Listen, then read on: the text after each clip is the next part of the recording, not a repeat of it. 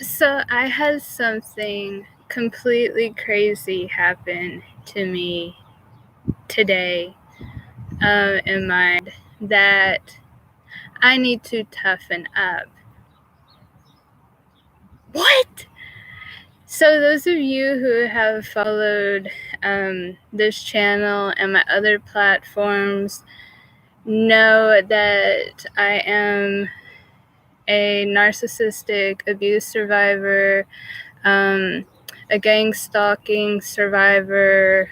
I talk about in one of my other videos the hate campaign that I went through about 5 years ago, and the stress of which caused my partner's autoimmune condition to come out of remission, and he ended up passing away because he was never able to be stabilized.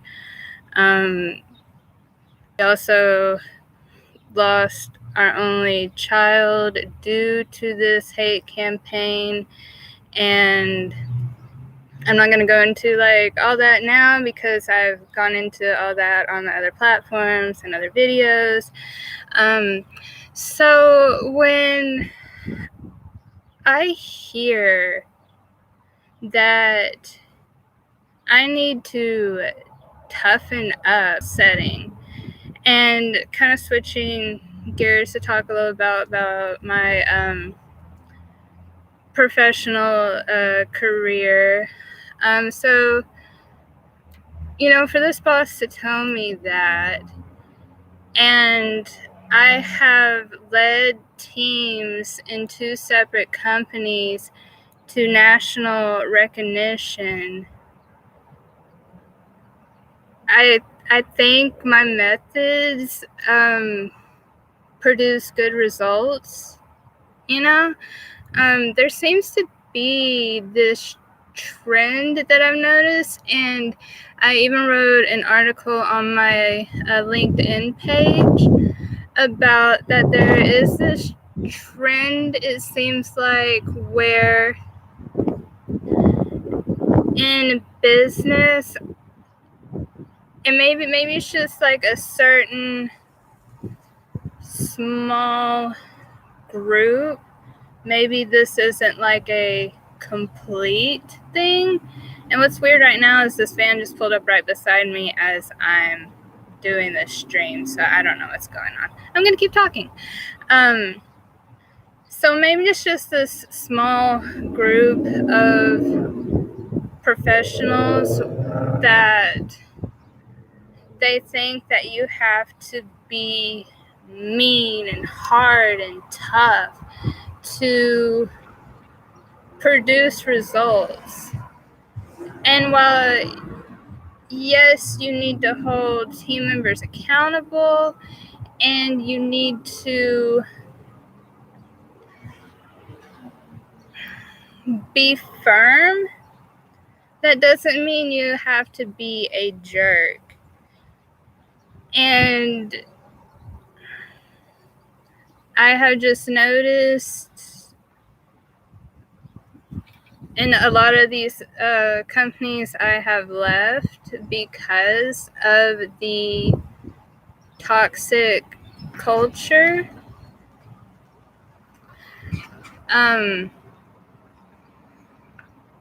In fact, I was recently asked to resign. I was working 2 jobs for a long time, and this one company went through a change after the company sold, and one management team member had said some very unprofessional language towards me, and I told her that that is not professional language and that I will not be talked to like that. And so anyways, because she was management and at that particular company I was just a key holder, the actual boss pretty much told me that I can resign or change my ways, if you will. So when I hear someone say that after what I endured in my, hate campaign, I don't know if you can see this very well, but part of my hate campaign was I even lost my freedom. I lost my freedom because the community that I was living in with my now deceased partner, I have a genetically inherited version of fatty liver disease. And he had a genetically inherited autoimmune condition called AHUS. And so he and I had predicted how it would probably affect our child. Well, this goes back to the gang stalking, and I'm just going to show y'all some notes from way back then. Yeah, this was 5 years ago. And part of this gang stalking, which is what narcissistic abusers do, is they'll send what psychologists call flying monkeys to harass the victim. And so I had gotten away from them in 2020.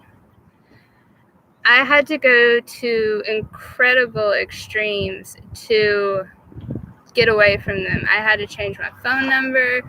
I deleted all my social media, which was really hard because I had a small business and I had built up a network of customers, networking with other small businesses.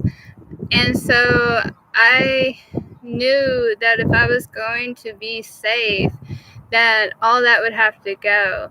So I deleted everything. I had a Twitter, I had Facebook, I had my business pages, I had my original YouTube channel. I let go of all of it because at the end of the day, I wanted to be safe. I wanted to live life without looking over my shoulder. And for about a year and a half, I did. I lived free. But then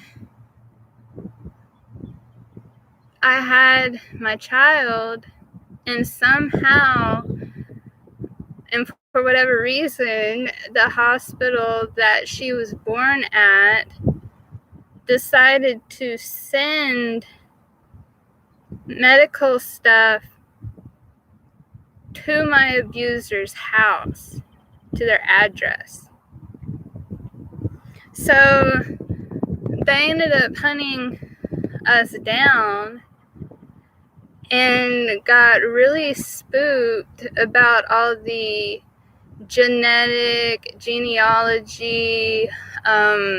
nutrition, research that I've been doing. I actually have a degree to be a researcher. And then all that just escalated to gang stalking, to the picture I showed you, to my partner's death, because the stress of everything and where he was brought it out of remission, and he ended up passing away. So, because all that happened, other stuff got involved, and I'm not going to go into that too much. So that was very stressful, and I had to deal with the wrap up of all that stuff without him.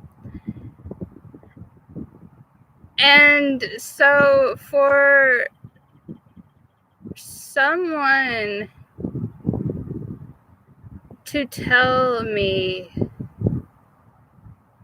in a profession to toughen up,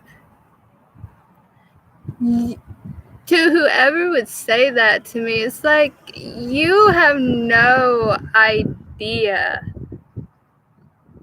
what individuals who survive abuse experiences, stalking experiences, like, so it blows my mind. And it's like, but why would people even say that? And I think it's because a lot of individuals can't or don't want to comprehend that there is evil out there.